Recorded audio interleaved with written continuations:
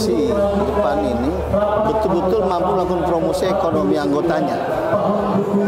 Nah, ini artinya koperasi tentu harus fokus terhadap dukungannya untuk memberikan dukungan bagi usaha-usaha yang dilakukan oleh anggota.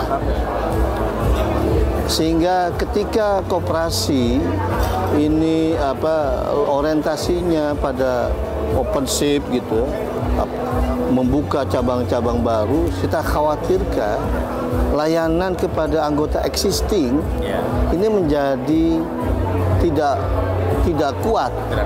Ya.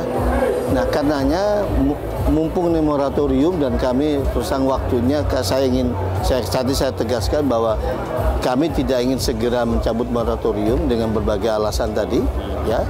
Nah, kami mengharapkan kemudian teman-teman di gerakan koperasi khususnya pengurus koperasi simpan pinjam untuk lebih fokus di dalam memberikan layanan bisnis pada anggota existing. Yang kedua, kalaupun ingin memperbesar layanannya kepada masyarakat lain, maka dorong masyarakat sekitar, ya,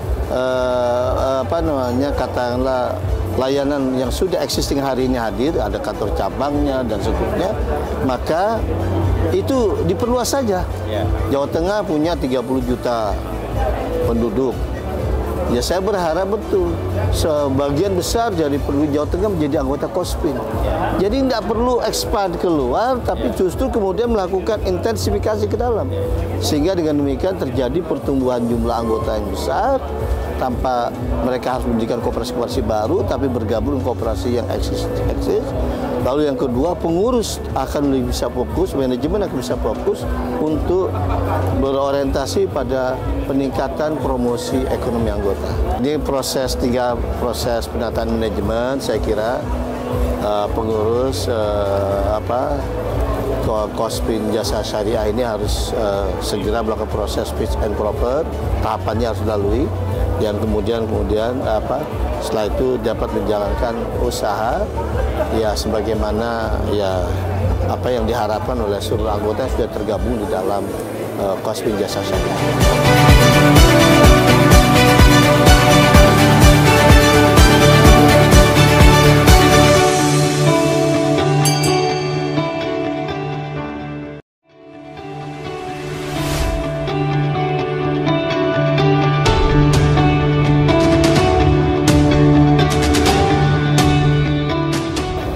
Yang dilakukan Kospin Jasa bersama Forkopi tentunya terkait dengan persoalan sekarang ada 8 koperasi bermasalah gagal bayar.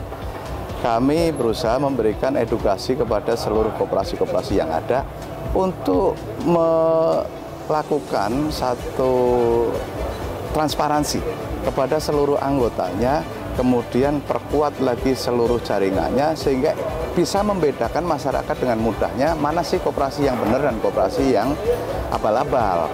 Nah, ini memang butuh satu komitmen yang kuat dari seluruh koperasi.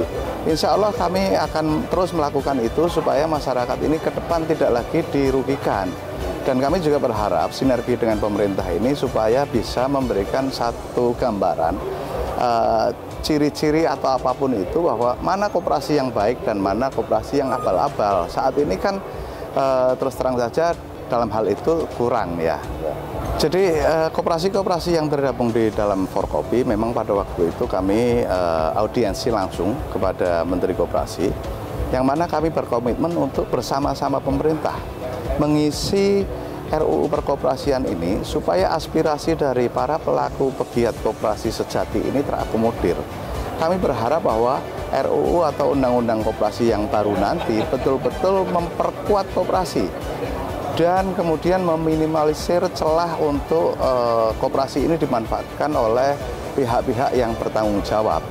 Nah, yang kami lakukan adalah kami sudah membuat 4 kali FGD bersama tim penyusun RUU, dan banyak sekali masukan yang kami juga akhirnya diakomodir. Semoga saja pada saat harmonisasi, pada saat penyelarasan dan lain sebagainya, poin-poin yang diusulkan oleh Forkopi untuk memperkuat perkoperasian secara umum itu betul-betul bisa diakomodir.